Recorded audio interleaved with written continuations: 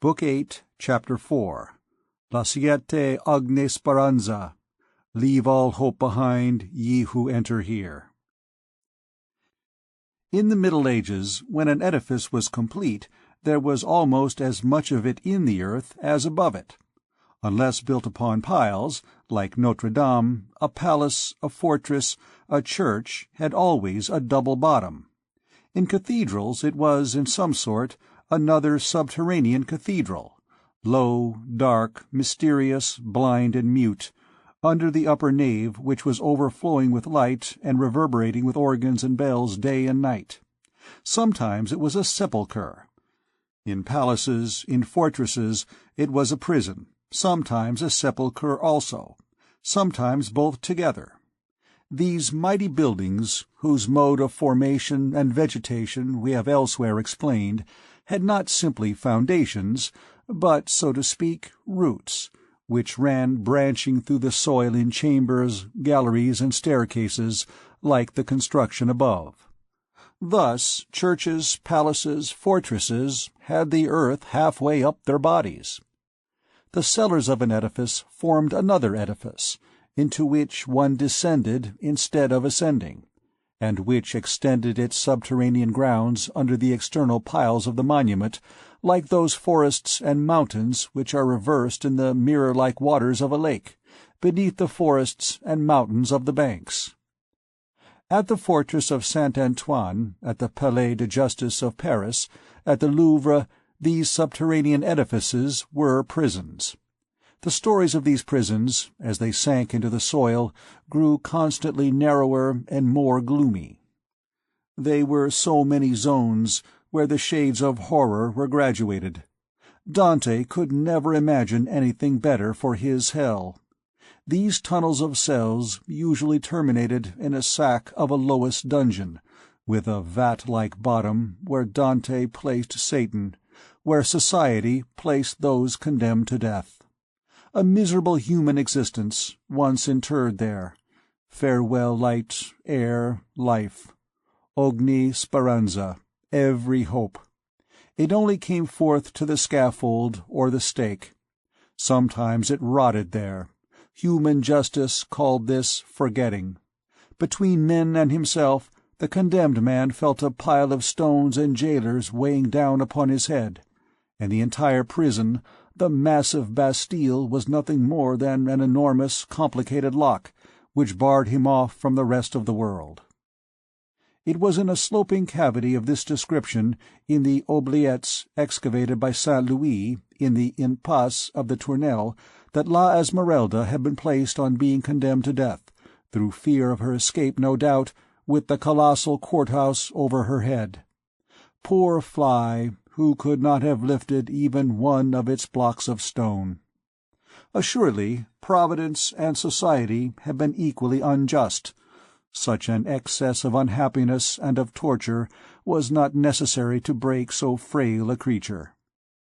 There she lay, lost in the shadows, buried, hidden, immured. Any one who could have beheld her in this state, after having seen her laugh and dance in the sun, would have shuddered. Cold as night, cold as death, not a breath of air in her tresses, not a human sound in her ear, no longer a ray of light in her eyes. Snapped in twain, crushed with chains, crouching beside a jug and a loaf, on a little straw, in a pool of water, which was formed under her by the sweating of the prison walls.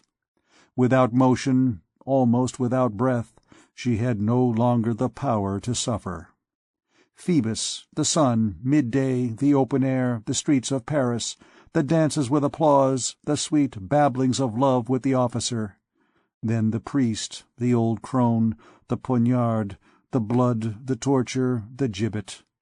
All this did indeed pass before her mind, sometimes as a charming and golden vision, sometimes as a hideous nightmare.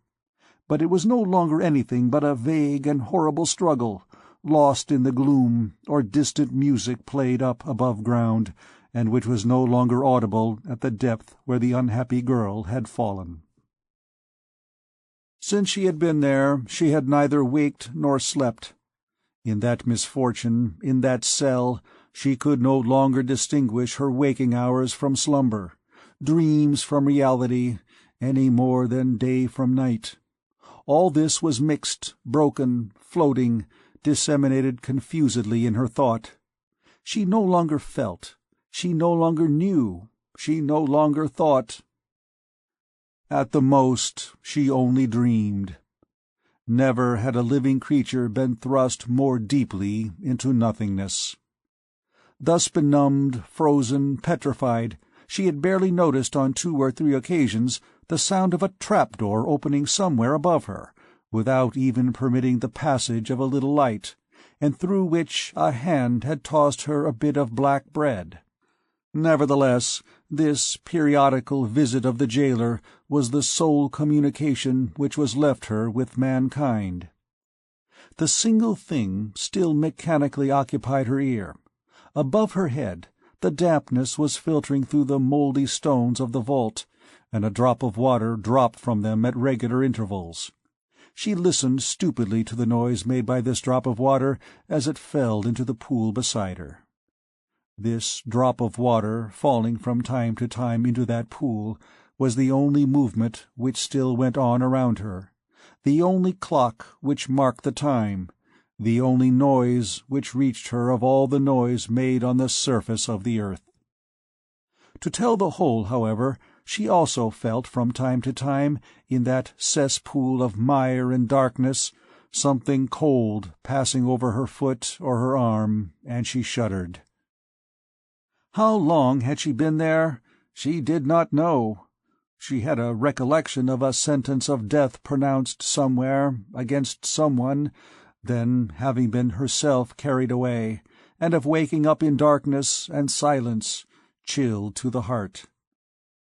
She had dragged herself along on her hands. Then iron rings that cut her ankles and chains had rattled. She had recognized the fact that all around her was wall, that below her there was a pavement covered with moisture and a truss of straw, but neither lamp nor air-hole.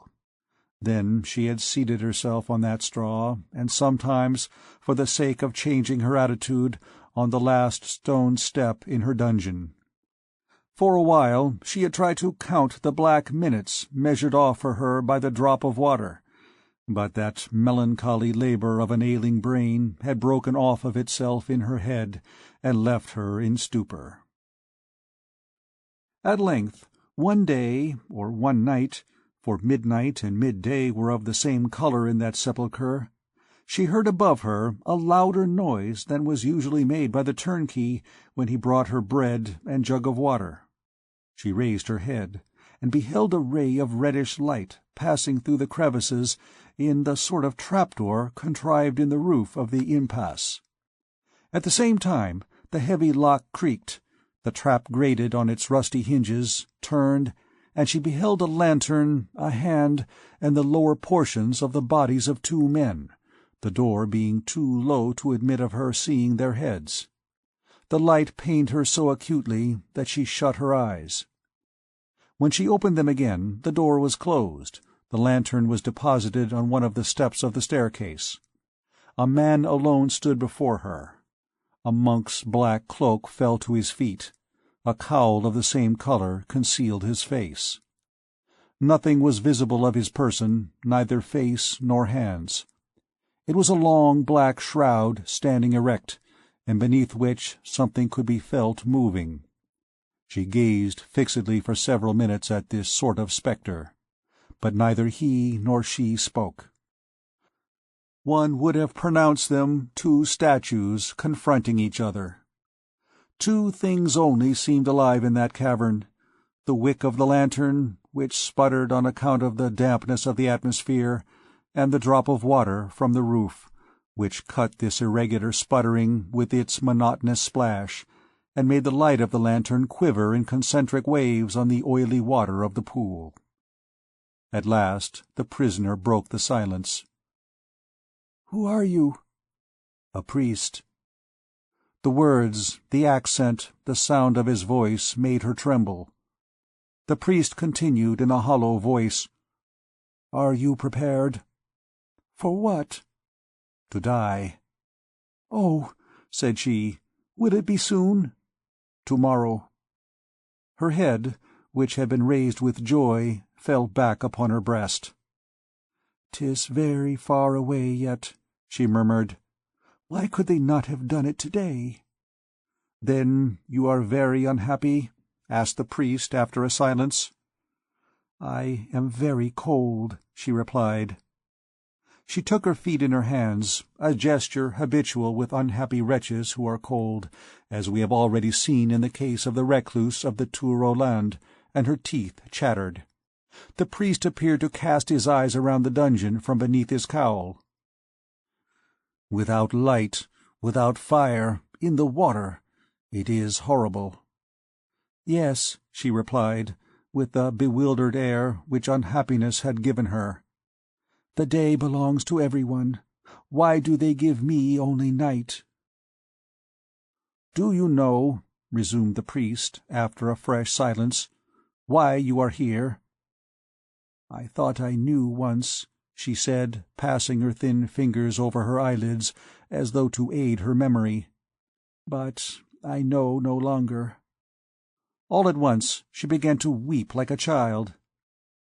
"I should like to get away from here, sir. I am cold, I am afraid, and there are creatures which crawl over my body." "Well, follow me." So saying, the priest took her arm. The unhappy girl was frozen to her very soul, yet that hand produced an impression of cold upon her.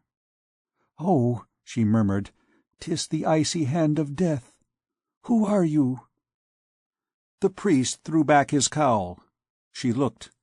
It was the sinister visage which had so long pursued her, that demon's head which had appeared at La Fallordelle's, above the head of her adored Phoebus, that eye which she had last seen glittering beside a dagger. This apparition, always so fatal for her, and which had thus driven her on from misfortune to misfortune, even to torture, roused her from her stupor. It seemed to her that the sort of veil which had lain thick upon her memory was rent away. All the details of her melancholy adventure, from the nocturnal scene at La Fallordelle's to her condemnation to the Tournelle, recurred to her memory, no longer vague and confused as heretofore, but distinct, harsh, clear, palpitating, terrible. These souvenirs, half effaced and almost obliterated by excess of suffering, were revived by the sombre figure which stood before her, as the approach of fire causes letters traced upon white paper with invisible ink to start out perfectly fresh. It seemed to her that all the wounds of her heart opened and bled simultaneously. "Ha!" she cried, with her hands on her eyes and a convulsive trembling. "'Tis the priest!" Then she dropped her arms in discouragement, and remained seated, with lowered head, eyes fixed on the ground, mute and still trembling. The priest gazed at her with the eye of a hawk, which has long been soaring in a circle from the heights of heaven over a poor lark cowering in the wheat, and has long been silently contracting the formidable circles of his flight, and has suddenly swooped down upon his prey like a flash of lightning, and holds it, panting, in his talons.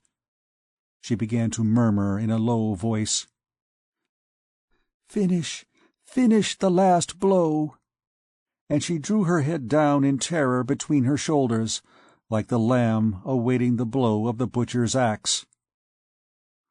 "So I inspire you with horror?" he said at length. She made no reply. "Do I inspire you with horror?" he repeated. Her lips contracted, as though with a smile. "Yes," said she. "The headsman scoffs at the condemned. Here he has been pursuing me, threatening me, terrifying me for months. Had it not been for him, my God, how happy it should have been! It was he who cast me into this abyss.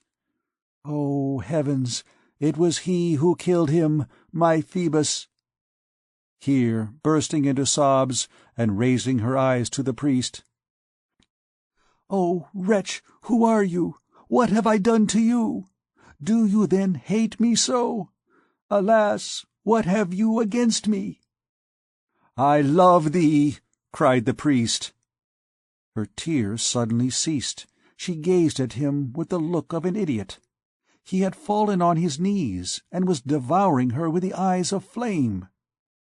"Dost thou understand? I love thee!"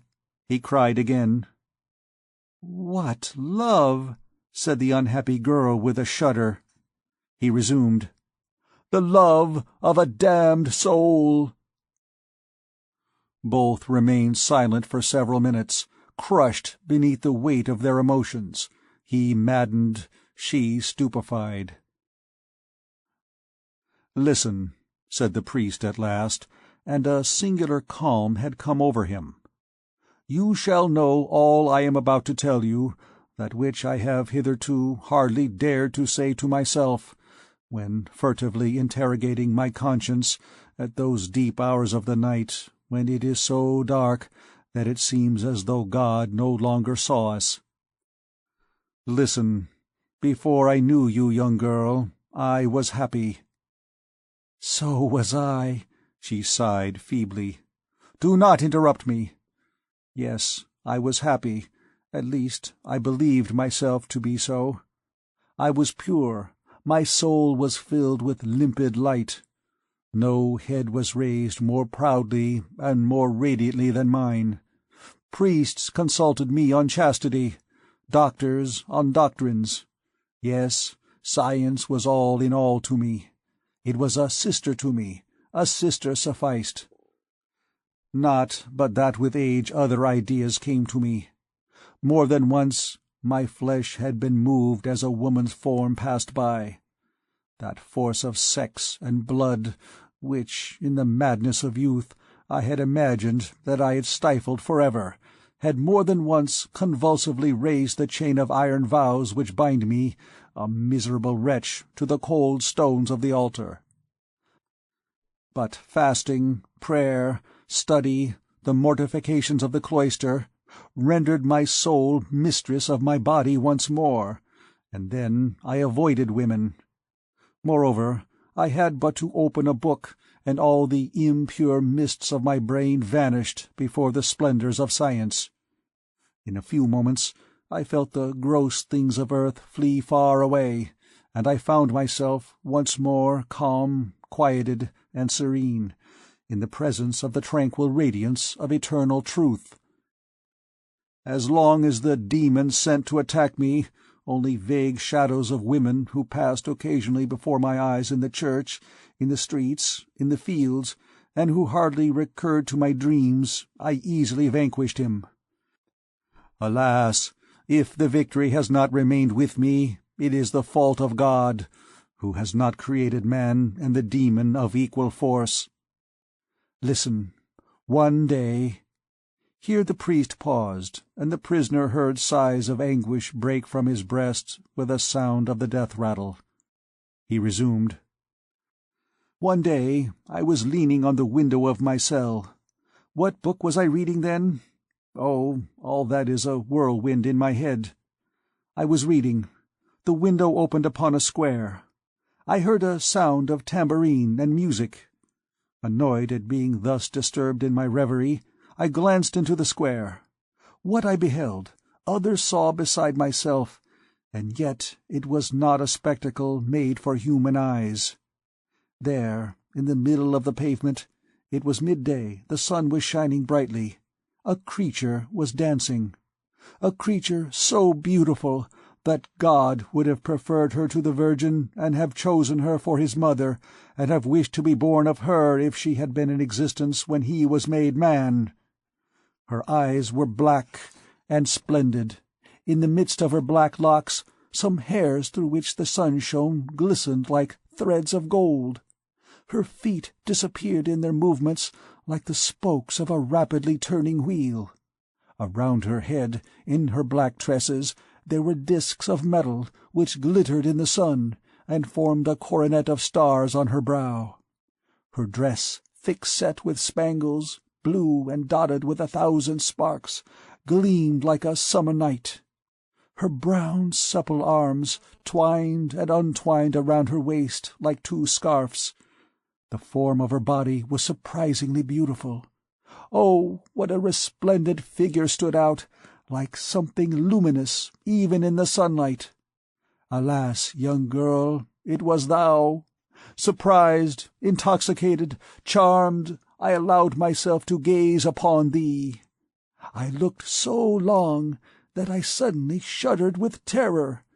I felt that fate was seizing hold of me."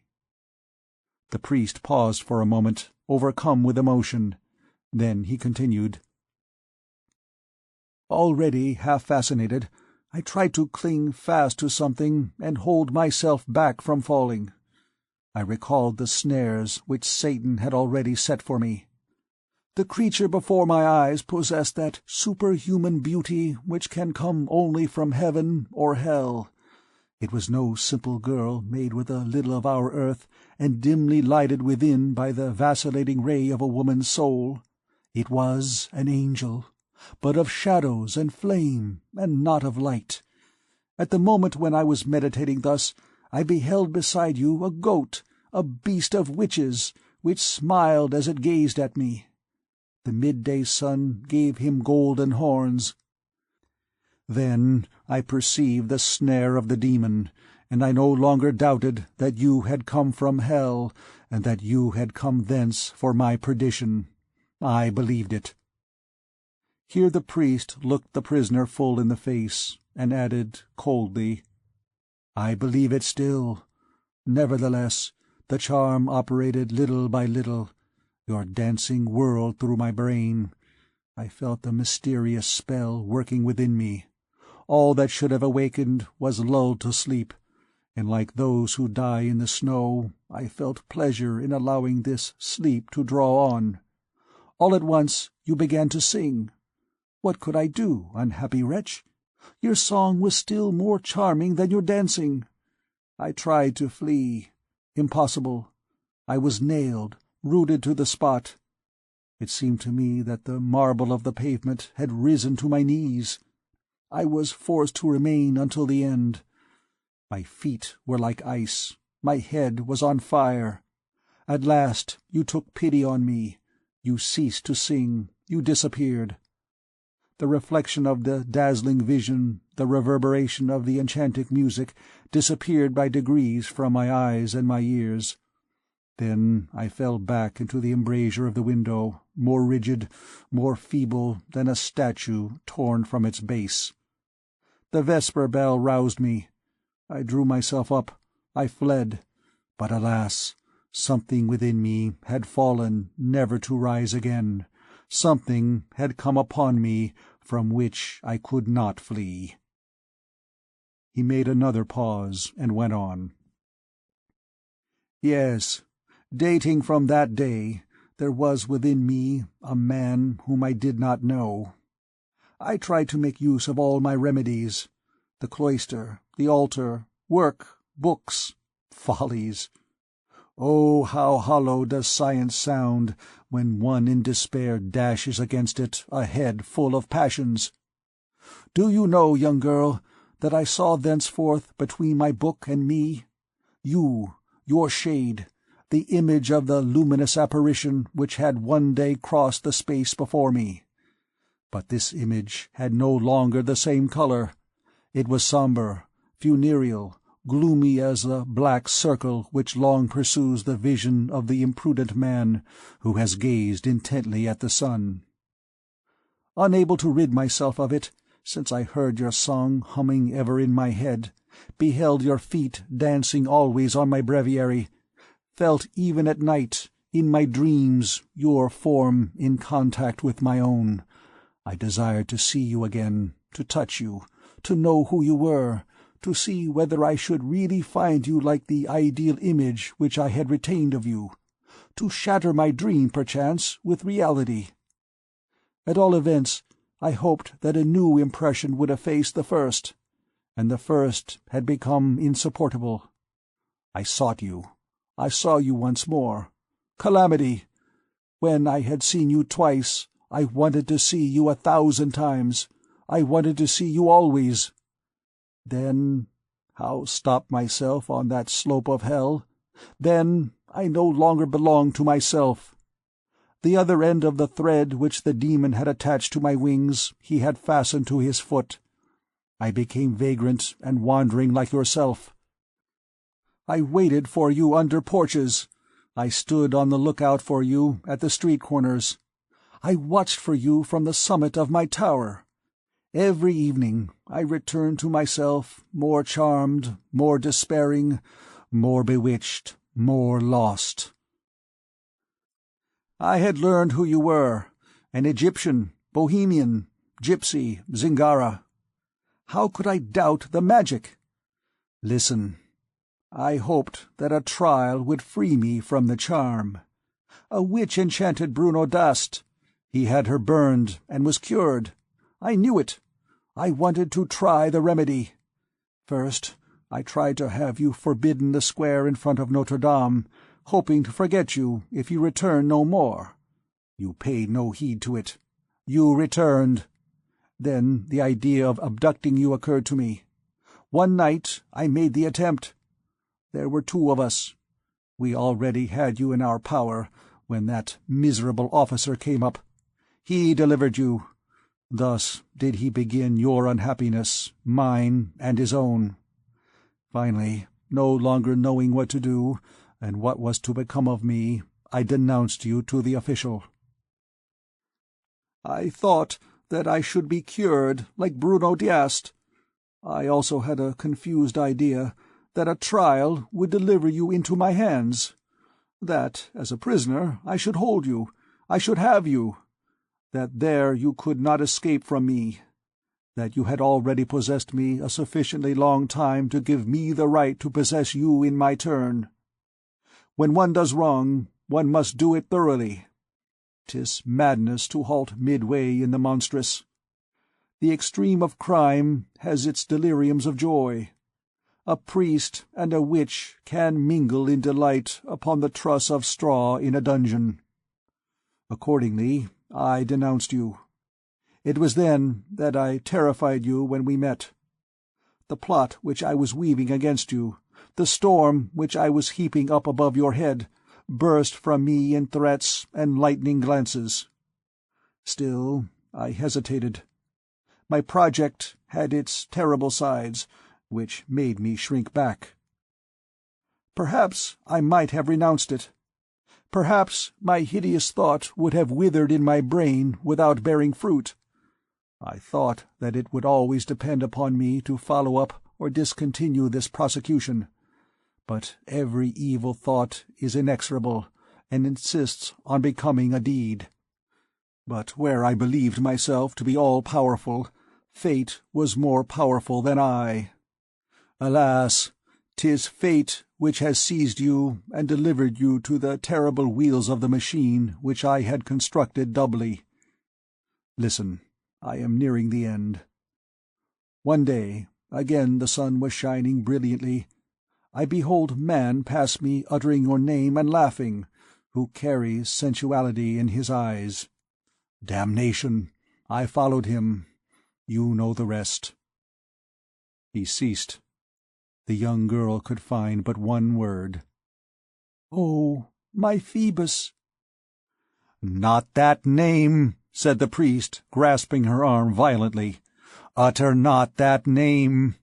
Oh, miserable wretches that we are, 'tis that name which has ruined us. Or rather, we have ruined each other by the inexplicable play of fate. You are suffering, are you not? You are cold. The night makes you blind. The dungeon envelops you. But perhaps you still have some light in the bottom of your soul, were it only your childish love for that empty man who played with your heart, while I bear the dungeon within me. Within me there is winter, ice, despair. I have night in my soul. Do you know what I have suffered? I was present at your trial.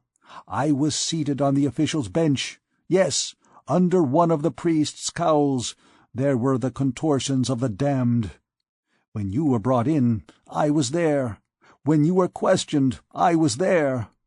den of wolves, it was my crime, it was my gallows, that I beheld being slowly reared over your head. I was there for every witness, every proof, every plea. I could count each of your steps in the painful path. I was still there when that ferocious beast— oh, I had not foreseen torture. Listen, I followed you to that chamber of anguish. I beheld you stripped and handled, half naked, by the infamous hands of the tormentor. I beheld your foot, that foot which I would have given an empire to kiss and die, that foot beneath which to have my head crushed I should have felt such rapture.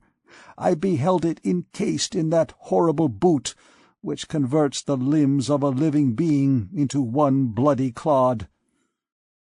O wretch!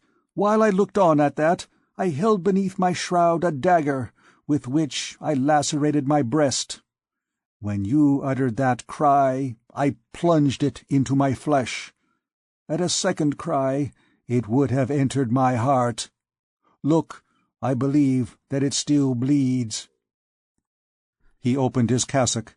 His breast was in fact mangled as by the claw of a tiger, and on his side he had a large and badly healed wound. The prisoner recoiled with horror. "Oh," said the priest, "young girl, have pity upon me. You think yourself unhappy. Alas, alas, you know not what unhappiness is. Oh, to love a woman, to be a priest, to be hated, to love with all the fury of one's soul, to feel that one would give for the least of her smiles, one's blood, one's vitals, one's fame, one's salvation, one's immortality and eternity, this life and the other. To regret that one is not a king, emperor, archangel, god, in order that one might place a greater slave beneath her feet. To clasp her night and day in one's dreams and one's thoughts, and to behold her in love with the trappings of a soldier, and to have nothing to offer her but a priest's dirty cassock, which will inspire her with fear and disgust.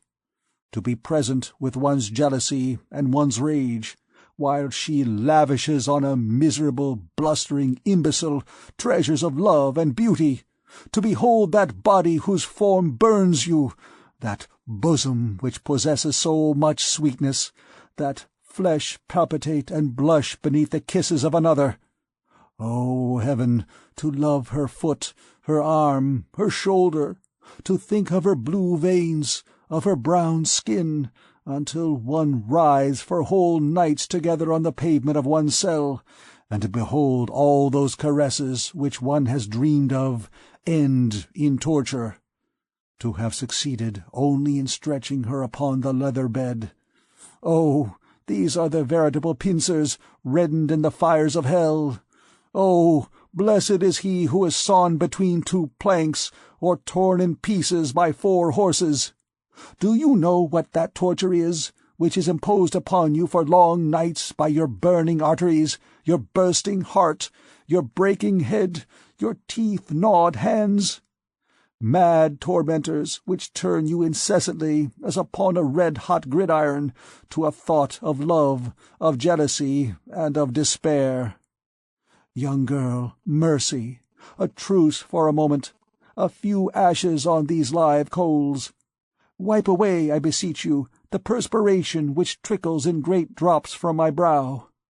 Child, torture me with one hand, but caress me with the other. Have pity, young girl, have pity upon me."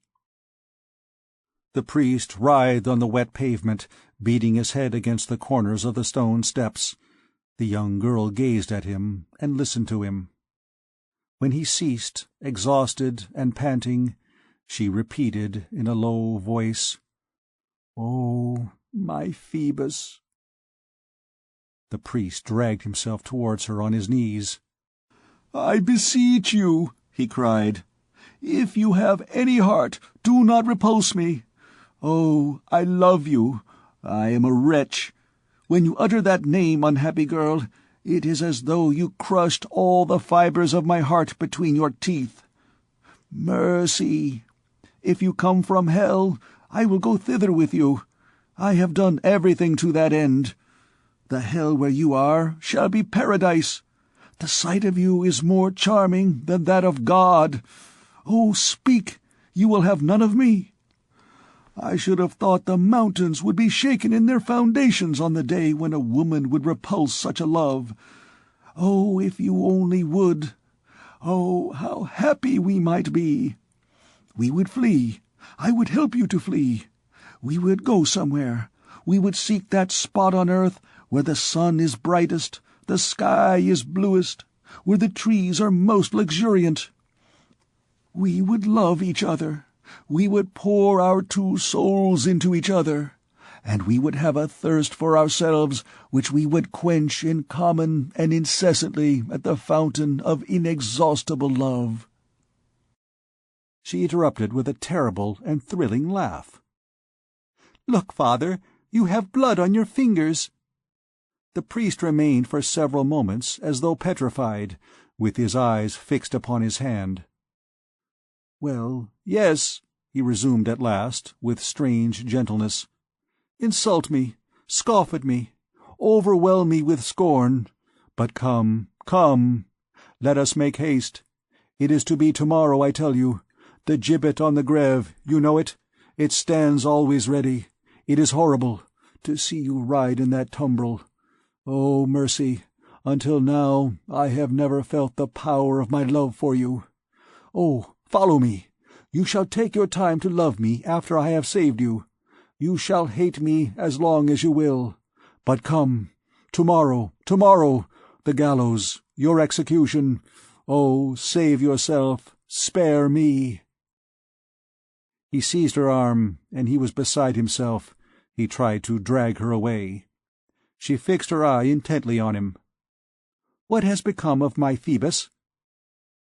"Ah," said the priest, releasing her arm, "you are pitiless." "What has become of Phoebus?" she repeated coldly. "He is dead!" cried the priest. "Dead," said she, still icy and motionless. "Then why do you talk to me of living?" He was not listening to her. "Oh, yes," said he, as though speaking to himself. "He certainly must be dead. The blade pierced deeply. I believe I touched his heart with the point. Oh, my very soul was at the end of the dagger." The young girl flung herself upon him like a raging tigress, and pushed him upon the steps of the staircase with supernatural force. "Begone, monster! Begone, assassin! Leave me to die! May the blood of both of us make an eternal stain upon your brow! Be thine, priest? Never! Never! Nothing shall unite us, not hell itself! Go, accursed man! Never!" The priest had stumbled on the stairs. He silently disentangled his feet from the folds of his robe, picked up his lantern again, and slowly began the ascent of the steps which led to the door. He opened the door and passed through it. All at once the young girl beheld his head reappear. It wore a frightful expression, and he cried, hoarse with rage and despair, "I tell you, he is dead!" She fell face downwards upon the floor, and there was no longer any sound audible in the cell than the sob of the drop of water which made the pool palpitate amid the darkness.